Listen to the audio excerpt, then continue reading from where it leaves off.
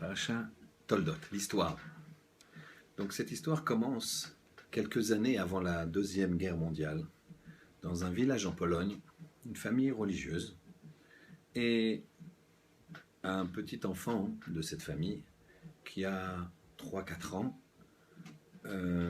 se promène comme ça, sans l'attention de ses parents, dans la cuisine. La maman fait Télim, le papa étudie la Torah avec les grands frères de ce petit garçon, et pendant que la maman fait Télim, elle a mis de l'eau à chauffer pour le repas. Et voilà que un geste malheureux de l'enfant fait en sorte que la casserole bouillante d'eau chaude lui tombe sur la main. Et donc, c'est un cri énorme, terrifiant, de douleur, qui réveille toute la maison, qui arrête la maman qui était en train de faire Télim et de prier Hachem, et qui stoppe également le limoud à Torah du papa et des autres garçons. L'enfant est gravement brûlé sur la main, et après avoir amené à l'hôpital et faire les soins d'urgence, la maman se demandait, je ne comprends pas. On est la paracha Toldot, et on voit que la prière est toujours écoutée. Or moi je priais justement dans mes Télim que tout se passe bien dans ma maison, que Baruch Hashem, il y a la quiétude, mon mari étudie, mes enfants sont calmes, je fais Télim, et voilà qu'il y a une catastrophe qui arrive juste à ce moment-là. Je n'ai pas de questions sur Akadosh Baruch Hu, Chas v'Shalom, Dieu préserve. Mais comment ça peut arriver, justement cette paracha-là, où le mot prier, c'est le même mot que le mot exaucer. On va se projeter plusieurs années plus tard. Malheureusement, la guerre a éclaté. Et le petit garçon qui s'appelle Shmuel, qui avait 3 ans au début de notre histoire, en a maintenant 18. Voilà qu'il était à la yeshiva, loin de sa ville natale. Et le Rosh Yeshiva, au début de la guerre, a demandé, bien sûr, à tous les enfants de regagner leur maison. Le jeune Shmuel rentre dans sa ville natale et là, il voit un spectacle de désolation. Les Allemands, Imar Shemam, avaient déjà conquis la ville. Il y avait déjà dans la mairie la commandanture qui s'était installée et bon nombre de Juifs avaient été emprisonnés et certains s'étaient enfuis, il y avait eu le temps de s'enfuir, dont ses parents et toute sa famille. Il a réussi à les retrouver au fond d'une forêt et en pleine nuit, ce fut les retrouvailles extraordinaires. Tout le monde était là.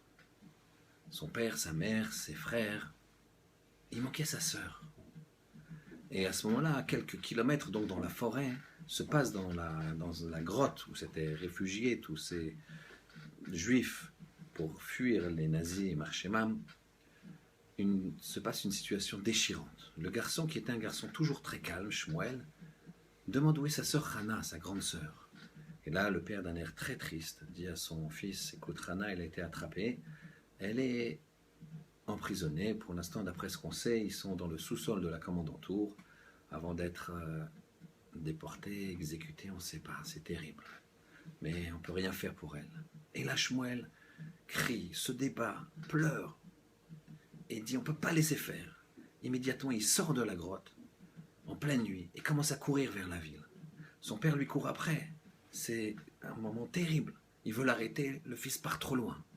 Certains hommes bloquent le père et lui disent écoute, tu vas mettre en péril si tu continues à courir comme ça, à rattraper ton fils. Tout le groupe, tant pis, il a eu un accès de folie, tant pis, c'est la guerre.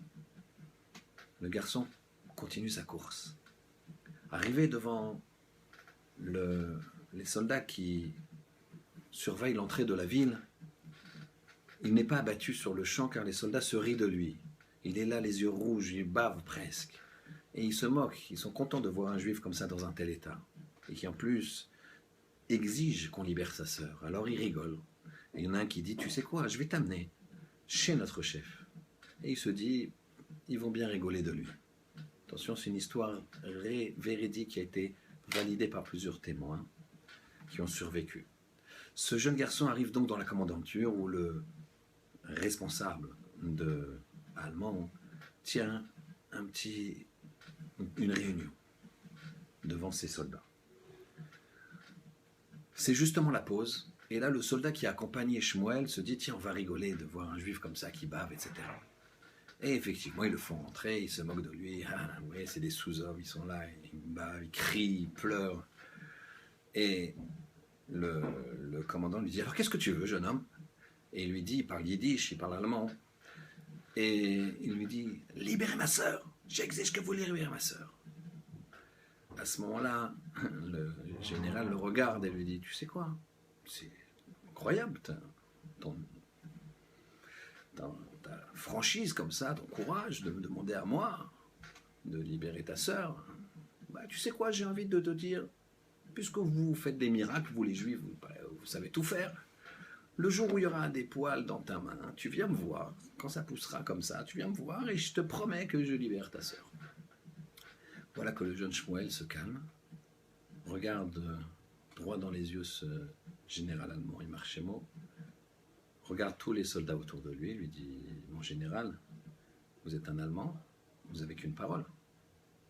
Il se moque de lui, bien sûr, j'ai qu'une parole. Ah, le jour où tu as des poils dans la main, je libère tout le monde, et pas seulement ta sœur, tous les juifs qui sont en bas, emprisonnés dans le sous-sol.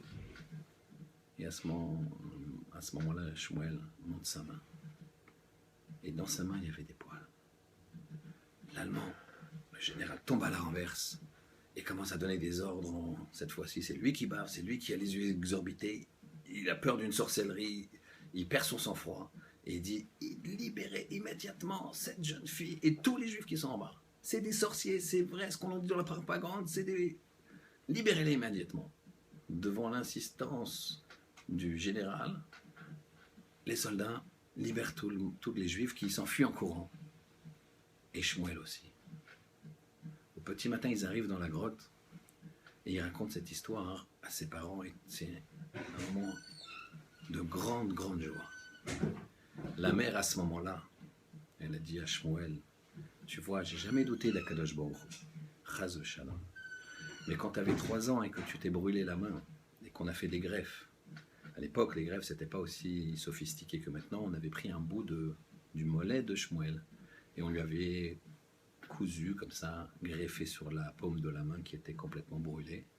Évidemment, il y avait un derme qui permettait, par rapport au mollet, et ça faisait pousser des poils. Et donc, il avait effectivement des poils dans la main. Et donc, sa maman, elle a compris que le chesed d'Akadosh Baruch Hu, c'est que chaque tfila, elle est entendue. Il faut que ce soit une fila de tzaddik, comme on a dit dans le shiur, mais l'important, c'est le cœur. La Gemara, elle dit Rachamana libabaï, il veut le cœur, alors que chaque tfilote qu'on fait, on la fasse avec le cœur, et que ce soit pour le bien de tout le clan Israël. Shabbat Shalom.